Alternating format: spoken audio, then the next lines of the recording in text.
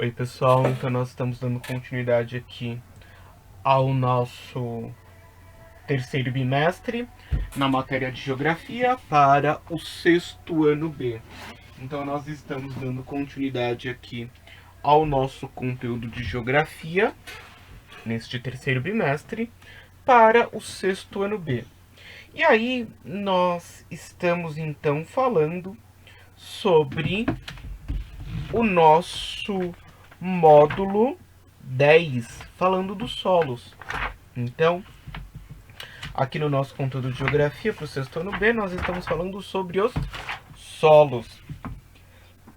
Lembra que a gente falou que o solo ele é um composto de elementos, ou seja, ele é composto por partes sólidas, líquidas e gasosas, e cada uma destas partes, quando em equilíbrio perfeito, garantem um solo de alta produtividade. Nós falamos lá que a produtividade do solo, então, é consequência de um conjunto de elementos. Então, a produtividade dentro do solo, ela é consequência de um equilíbrio de vários elementos naturais, de vários elementos sólidos, líquidos e gasosos que vão garantir a ele um bem-estar, que vão garantir a ele um, um desenvolvimento natural adequado. E esse desenvolvimento natural, ele se encontra então com uma base natural de fertilidade que nós damos nome de humus. Lembra que na camada superficial do solo tem uma camada mais escura, que é resultado do processo de decomposição de organismos vivos, de matéria orgânica, e a decomposição dessa matéria orgânica forma-se um fertilizante natural que nós damos o nome de humus. E esse humus, então, é o que garante a produtividade do nosso solo. Quanto mais rico for o nosso humus, maior a capacidade produtiva do meu solo. E nós vimos também que essa capacidade produtiva, ou seja, essa capacidade de desenvolvimento do nosso solo, ela está ligada também ao processo de formação. Por que segue ligado ao processo de formação do espaço? Porque cada tipo de rocha vai dar origem a um tipo de solo que lhe é específico. Cada espaço natural vai formar uma composição de solo extremamente particular. Cada região traz uma formação geológica única, e essa formação geológica única faz com que os solos também não sejam todos iguais, mas cada tipo de solo tenha em si a sua própria particularidade, tenha em si as suas próprias características. Essa é a grande questão, esse é o nosso grande ponto. Como a formação geológica não é a mesma, cada tipo de solo ele é resultado de uma formação geológica única, de uma formação geológica particular. Essa é a grande questão. E aí vocês têm um processo então de formação do nosso solo. O nosso solo ele é formado nada mais nada menos do que pela degradação de uma rocha matriz. Então, o processo de formação do nosso solo se dá pela decomposição de uma rocha matriz. A partir da decomposição da rocha matriz, nós temos a formação do nosso solo. É a partir desse processo de deteriorização que vai se formar um solo. A rocha matriz é aquela formação rochosa que se formou no processo de resfriamento do globo. A partir do momento que o nosso globo resfria, ele entra em um processo de transformação. E esse processo de transformação, ele é ininterrupto. Ou seja, a própria natureza causa essa transformação no espaço. A própria natureza é responsável pela degradação do ambiente. A própria natureza, ela é responsável pela modificação do ambiente. Essa é a grande questão.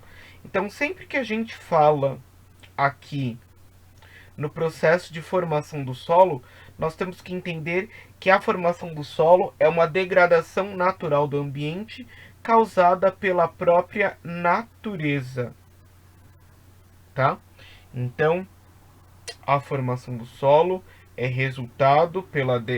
o resultado da degradação do ambiente causado pela própria natureza. A própria natureza é responsável pela sua transformação, é responsável por esta modificação, tá?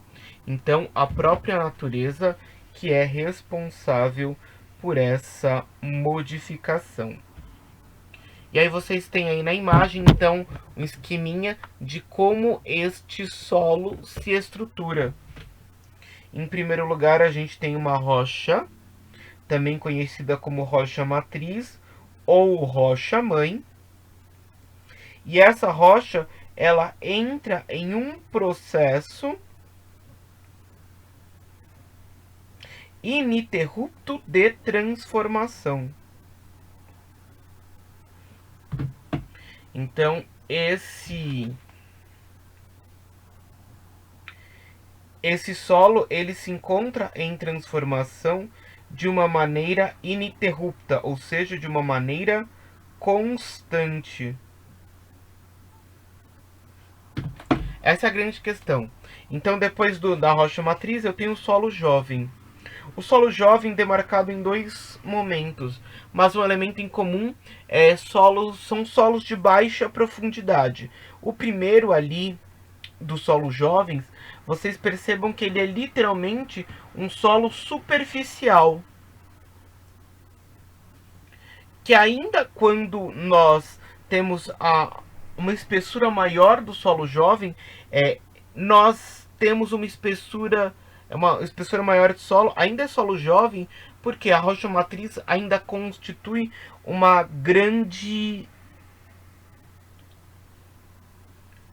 preservação. Ainda não foi totalmente desgastada. E por fim a gente tem um solo maduro. O solo maduro, ele é simplesmente o solo que já foi totalmente consolidado, ao mesmo tempo que ele nos permite maiores transformações. Então, ao mesmo tempo que ele nos permite maiores modificações, ele garante que essa rocha matriz já foi totalmente reformulada, tá? Então, a formação do solo é uma formação contínua, baseada na transformação da nossa rocha matriz, baseada na organização do nosso espaço geológico, tá? Essa é a grande questão. E aí nós vamos entrar nos principais tipos de solo que existem no nosso território brasileiro. Então nós vamos agora falar sobre esse processo. Se cada solo tem uma particularidade, nós vamos falar nos solos que existem no Brasil. A relativa estabilidade geológica do Brasil torna o clima o fator predominante na formação dos solos. Como já estudamos no módulo 9, a maior parte do Brasil encontra-se sob a influência de climas tropical, tropical úmido e semiúmido, exceto o sertão nordestino com clima tropical semiárido e o sul do Brasil com clima subtropical. Dessa maneira, de acordo com a empresa de pesquisa agropecuária, Embrapa, órgão do Ministério da Agricultura, os latossolos são, de longe, os mais comuns do território brasileiro, ocupando 31,6% da superfície. Esses solos apresentam perfis muito desenvolvidos, em geral muito espessos e baixa fertilidade quando comparados ao clima do solo temperado. Pessoal, a variação climática ela também é responsável na constituição do nosso solo, tá? A variação climática ela contribui na formação do nosso solo. Por quê? Se a gente falou que o nosso solo é resultado da degradação da nossa rocha matriz, do nosso processo erosivo, esse processo erosivo ele está diretamente relacionado à questão da alteração climática, do que a gente conhece por intemperismo, por exemplo. O intemperismo, que é essa variação térmica, ela também causa, então, a formação de solos. Então, esse intemperismo também causa essa variação nos nossos solos. Então, como a gente falou, o tipo de solo mais característico do Brasil é o nosso latossolos. Então, solos que predominam na zona intertropical, onde a maior parte de suas terras apresentam-se nesta zona climática. Esses solos são profundos e tendem a sofrer intenso processo de lixiviação. Lembra que a gente falou que o latossolo, então, é um solo profundo, ou seja, um solo antigo. Se ele é um solo antigo, ele já é um solo altamente desgastado. Por quê? O processo erosivo ele é ininterrupto. O processo erosivo ele é contínuo. Então, já que esse processo é contínuo, quanto maior a idade do solo, maior é o processo de desgaste natural que aquela região já sofreu. Maior é o desgaste natural que aquele estilo de solo se encontra sofrendo. Por isso também a baixa fertilidade. A baixa fertilidade está ligada ao processo erosivo, sim. Vamos colocar, mas o processo erosivo não foi importante para a formação do solo? Sim, ele foi e é importante. Entretanto, quando esse processo erosivo foge às necessidades básicas de degradação da rocha matriz e vai além disso, ele deixa de ser um elemento benéfico para gerar um prejuízo dentro do nosso solo. Então, o nosso processo de formação do solo, ele é benéfico desde que essa degradação ambiental também o seja. Desde que essa degradação ambiental também contribui para o bem-estar deste nosso solo, tá? Todo o processo de degradação ambiental, ele tem que ser conivente com as necessidades. Quando vai além das necessidades do solo, ele não garante formação e sim a destruição do nosso solo. Então, o nosso solo mais comum do Brasil, nós temos o latossolo. E agora a gente vai entrar no segundo tipo mais comum no Brasil. O segundo tipo de solo mais comum é composto dos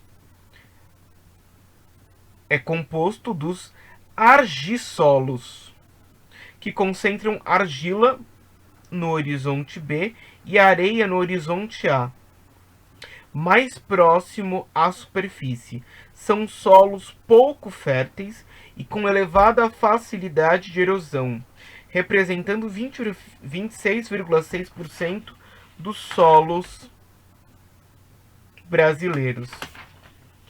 Então, quando você observou lá aquele gráficozinho, lá aquele esqueminha de formação do solo, no solo maduro você tem horizonte O, horizonte A, horizonte B, horizonte C e uma rocha matriz. O tipo de solo chamado de argissolo, se concentram uma maior camada de argila no horizonte B e areia no horizonte A, mais próximo à superfície. Solos pouco férteis, com elevada facilidade de erosão.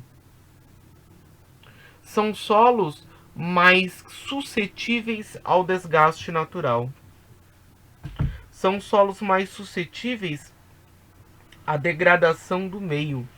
Essa é a grande questão. Então, esses tipos de solo acabam sendo suscetíveis à degradação do meio. Essa é a grande questão aqui.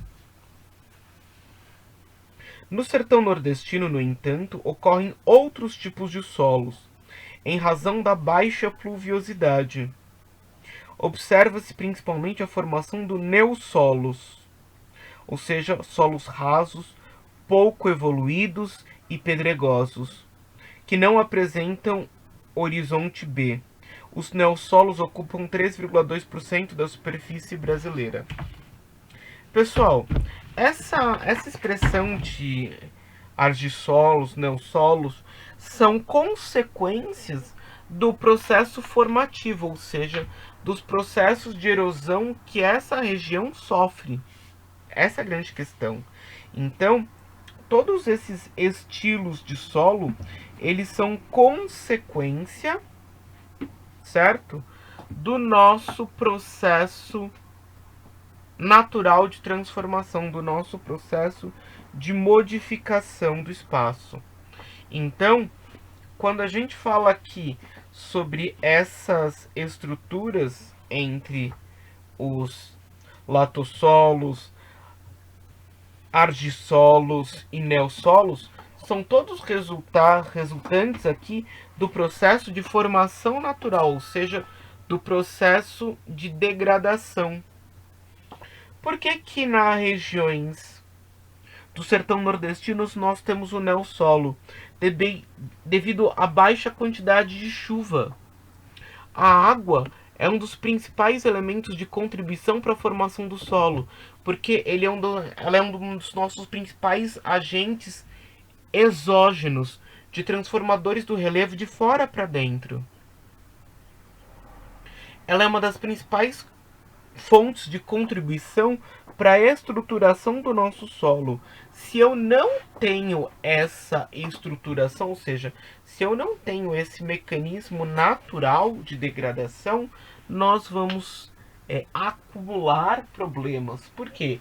Porque eu não vou ter o mecanismo natural de degradação. Eu não vou ter o mecanismo natural de formação do nosso solo. Por isso que são solos rasos e pedregosos. Ou seja, solos que ainda não sofreram um processo erosivo marcante, intenso. Mas a formação do solo ainda é muito superficial, certo? A interferência humana, ela não está ligada à formação do solo. O ser humano, ele não forma solo. Ele muitas vezes é responsável pela destruição do solo. Entretanto, quando a gente tem um solo produtivo que se torna improdutivo, é possível a reversão fazendo uso de elementos tecnológicos. O homem hoje ele consegue muitas vezes reverter um processo de degradação do solo com ações tecnológicas, com reposições minerais. Certo, pessoal? Então, lembra, hoje nós temos 2 aulas. Então esse é o nosso primeiro vídeo. Nós vamos para o nosso próximo vídeo, que a gente vai falar de problemas dos solos brasileiros. Fechando aqui, pessoal, vai estar no outro vídeo também, mas eu já aviso. para casa, módulo 10, atividade 1 da 241 e a atividade 2 da 246. Então, atividade 1 da 241 e a atividade 2 da página 246. Certo, pessoal? Façam a atividade e me enviem pelo aplicativo Vindimo. Tchau, pessoal. Até o próximo vídeo. Até daqui a pouco. Tchau.